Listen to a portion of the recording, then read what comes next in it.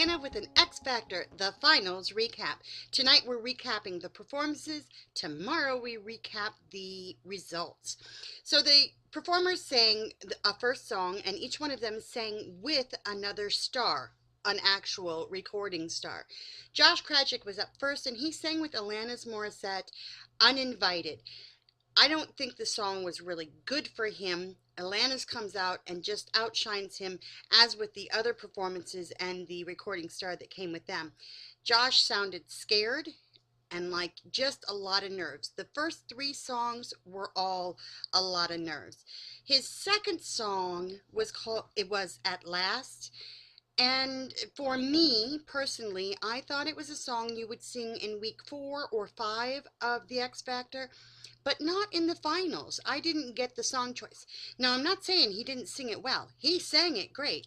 It's just that the song itself and the performance didn't live up to the hype that the X Factor starts with. You know, the show starts and you got that dun dun dun dun and the lights are flashing and the judges come out and the world is coming to an end because it's such an amazing show, and then you sing At Last.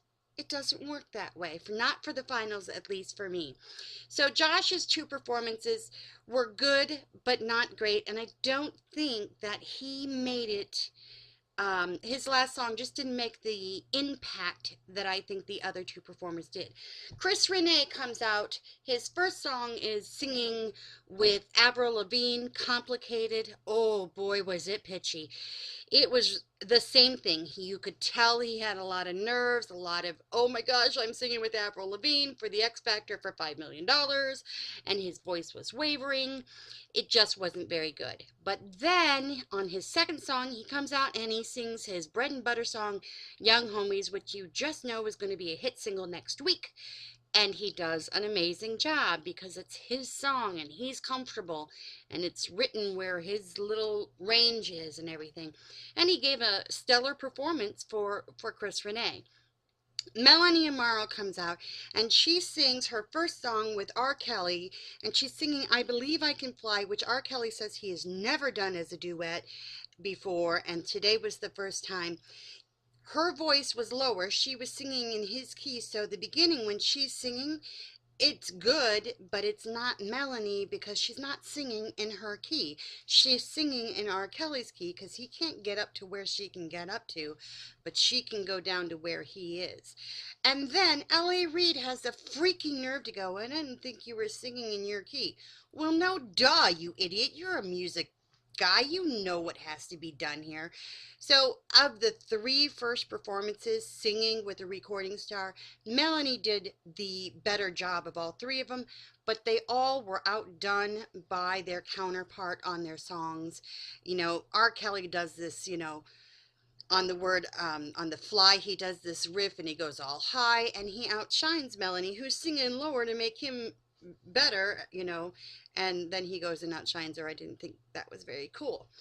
But then the show is going along and you're thinking, well, these are okay performances. They're all right, but they're not X Factor. They're not the finals. They're not, oh my gosh, blown away, live up to the hype that the show produces, until Melanie Amaro comes out and sings Listen.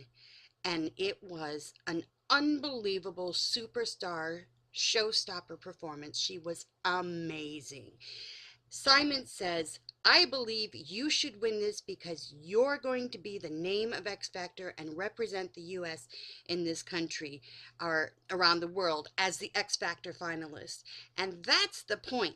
You can love Chris Renee, love his story, love the guy. But the fact is his talent is nowhere near on par with the other people. He has got an amazing story.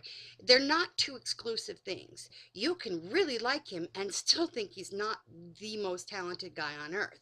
You can like his song, you can like his story, but not want him to win X Factor.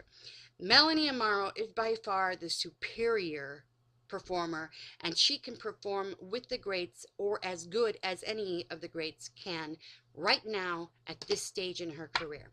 So that's what happened on the X Factor tonight. Lots of voting to go on. Who do you think is going to win the X Factor? Who are you voting for? Tweet me tonight and we'll do your results tomorrow, and we'll show your responses in the show, and we'll see who wins the $5 million in the Pepsi contract. Frankly, they're all going to have music careers. It's not going to matter who wins and who doesn't. It's not like they're going to go destitute, Dexter Haygood living on the street kind of thing, you know.